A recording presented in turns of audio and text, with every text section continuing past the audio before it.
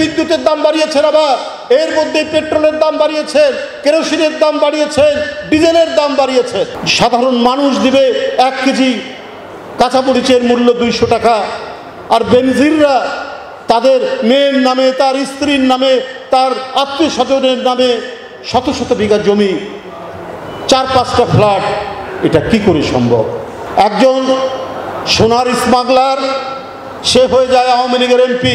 আমরা আরব্য উপন্যাসের গল্প শুনেছি, সেই গল্পের চাইতেও রোমাঞ্চকর গল্প হচ্ছে সাবেক সেনাপ্রধান এবং বেনজিরদের গল্প। বেনজির নাকি বাংলাদেশ ছেড়ে চলে গেছে। কি করে গেল? এবং কেউ বলছে তার অ্যাকাউন্টে যে টাকা ছিল সেই টাকা সব নাকি চলে গেছে। গতকাল একটা মজার ঘটনা হয়েছে। ফেসবুক যে প্রতিষ্ঠান, তারা 148 ফেসবুকের অ্যাকাউন্ট এবং পেজ, 50টি পেজ তারা বাতিল করেছে। কারণ এইটা সরকারের যে একটা প্রতিষ্ঠান আছে অপপ্রচার করার জন্য, সিআরআই নাকি যেন নাম বলে আর কি, এদেরকে দিয়ে এই সমস্ত ফেসবুক অ্যাকাউন্ট খোলানো হয়েছিল, পেজ খোলানো হয়েছিল শুধু বিএনপির বিরুদ্ধে অপপ্রচার করার জন্য, শুধু বিএনপির বিরুদ্ধে অসত্য কথা বলার জন্য। সেই ফেসবুক প্রতিষ্ঠান এই 148টি আপনার ফেসবুকের অ্যাকাউন্ট এবং পেজ এরা বাতিল করে দিয়েছে। এখন কি বলবেন শুনুন। কোনো ভদ্রলোক যদি দায়ে পড়ে চুরি করে তাকে চোর বললে সে লজ্জা পায়। আর থানায় আপনার যারা এখানে আইনজীবীরা আছেন, মাহবুব ভাইরা আছেন, জানেন মানে থানায় একটা বোর্ড লটকানো থাকে, দাগ দেয় যে কয়বার ধরা পড়লো, ওকে বলে দাগি আসামি। জানেন না এটা দাগি আসামি? তো আওয়ামী লীগ হচ্ছে দাগি আসামি।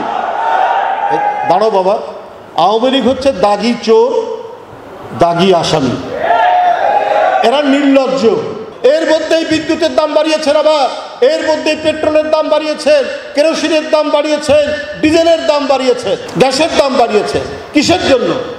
এই টাকাগুলো ওই বকেয়া টাকা পরিশোধ করার জন্য, এই গরিব মানুষের কাছে। এমনি মুদ্রাস্ফীতি, আগে যে টাকা একজন রিক্সাওয়ালা, একজন শ্রমজীবী মানুষ, একজন নিম্ন আয়ের মানুষ যে টাকা দিয়ে যতটুকু সবজি কিনতো, যতটুকু খাবার কিনতো, এখন তার ডাবল টাকা লাগে।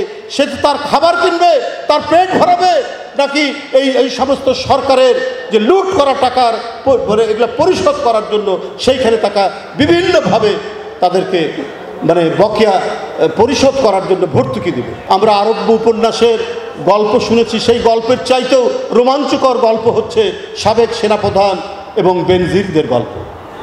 এটা তো গেলই। তারপরে কি আনোয়ারুল আজিম ঝিনাইদার একজন এমপি, আনোয়ারুল আজিম আনার, তাদের গল্প আমরা শুনছি। হতবাক, ওই অদ্ভুত ব্যাপার। বাংলাদেশের ভিতরে কত কি কাণ্ড ঘটছে, কত কি লোপাট হচ্ছে। একজন সোনার স্মাগলার, সে হয়ে যায় আওয়ামী লীগের এমপি। সেই এমপি হওয়ার তার তকমা, তার সিল থাকলেও সে অন্য দেশে টুকরা টুকরা হয়। সেই টুকরা মাংস আজকে খুঁজে বেড়ানো হচ্ছে হাওড়ে, খালে, বিলে এবং পানির ট্যাঙ্কির মধ্যে। বেনজির নাকি বাংলাদেশ ছেড়ে চলে গেছে। কি করে গেল? এবং কেউ বলছে তার অ্যাকাউন্টে যে টাকা ছিল সেই টাকা সব নাকি চলে গেছে। আপনার সত্যতা জানি না কতটুকু কি সরকারের ব্যাপারে নীরব, কিন্তু ঘটনা কি? ঘটনা নিশ্চয়ই আছে। সে 1-2 টাকা নয়। একটা পুলিশের আইজি মানে তো সরকারি কর্মকর্তা, ডিআইজি মানে তো সরকারি কর্মকর্তা, তার একটা নির্দিষ্ট বেতন আছে। সে ফসলি জমি কিনছো 365 বিঘা। হ্যাঁ, কিভাবে সম্ভব? 900 বিঘা সব মিলে সব কিছু তার যে মানে স্থাবর অস্থাবর সম্পত্তি মিলে 900 বিঘার মতো। কিভাবে সম্ভব? এটা তো আরব্য উপন্যাসকেও আপনার পরাজিত করেছে, তার কাহিনীকেও তো পরাজিত করা। কিভাবে এটা সম্ভব? আপনার মানুষ ঢুকছে।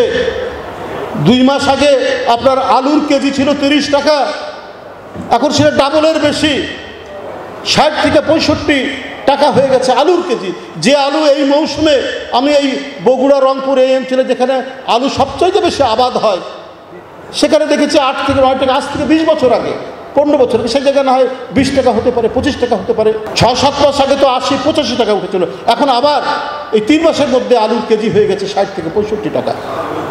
আপনার ডিম, যেটা অত্যন্ত অপরিহার্য, ডিমের ডর্জন 5 টাকা বেড়েছে 3-4 দিনের মধ্যে, 155 থেকে 165 টাকা এর মধ্যে ঘুরছে, এবং এক হালি ডিমের দাম 50 থেকে 55 টাকা। এবং মহল্লার যে দোকান, সেই দোকানগুলোতে 60 টাকা ছাড়া ডিমের হালি পাওয়া যায় না। মরিচ এই 15-20 দিন আগে 80 থেকে 100 টাকা ছিল, গতকাল শুনছি 200 টাকা। সাধারণ মানুষ দিবে 1 কেজি কাঁচামরিচের মূল্য 200 টাকা। আর বেনজিররা তাদের মেয়ের নামে, তার স্ত্রীর নামে, তার আত্মীয় স্বজনের নামে শত শত বিঘা জমি, 4-5টা ফ্ল্যাট, এটা কি করে সম্ভব? প্রধানমন্ত্রী শেখ হাসিনা দামি সরকার, দখলদার সরকারের প্রধানমন্ত্রী। যখন বঙ্গোপসাগরের প্রচণ্ড জলোচ্ছ্বাসে মানুষ ভেসে যায়, গরু ছাগল ভেসে যায়, ঘর বাড়ি ভেসে যায়, সুন্দরবনের হরিণ ভেসে যায়, বাঘ ভেসে যায়, তখনও তার বিদ্বেষ থামে না। তখনও তিনি জিয়া পরিবারকে উদ্দেশ্য করে, তারেক রহমানকে উদ্দেশ্য করে কুৎসিত বিষোদ্গার করে। আপনি কি ভুলে গেছেন? আপনি তো বাংলাদেশে এসেছিলেন, তখন শহীদ রাষ্ট্রপতি জিয়াউর রহমান রাষ্ট্রপতি, তার সময় তো আপনি দেশে এসেছিলেন, বাংলাদেশে। আপনি বাংলাদেশে ঢুকার 13 জনের মধ্যে জিয়াউর রহমানকে হত্যা করা হয়।